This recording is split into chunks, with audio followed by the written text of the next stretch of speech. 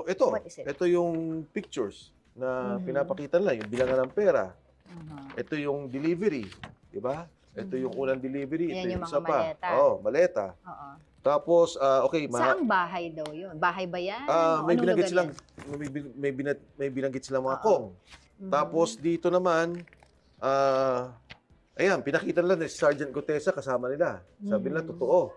Yung delivery. Ito ulit si Gutesa, dala yung mga mali-maletang pera. Can you imagine, ganyan karami? Yeah. Pera yan, ha? So, and then, ito yung ginamit sa ICC ng mga kotse, ng mga investigators, and I think one commissioner, if I'm not mistaken. What else? Ano yung mga matrix dyan? Ito yung assignment nila.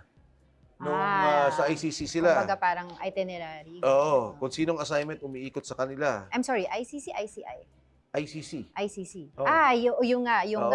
sa investigation. Ito yung may mga naiwan damit yung mga ICC. Ah. Pinaship sa kanila, so may resibo na binayaran Do you nila. believe that easy na pwedeng bayaran ng mga ICC investigation? I don't think na I'm not sure. Oo.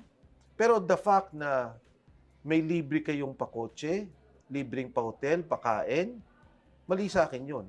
Because it should be an independent investigation. Wala dapat impluensya ng kahit sino. If at all, it should be the national government, di ba? Official. Pero yung ganitong patago, tapos may mga pera, tapos pupunta kayo sa hotel, libre, dadalhin yung mga witnesses, I think that's wrong.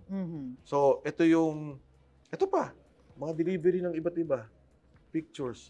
Hindi lang to, marami pa silang hawak. Ito.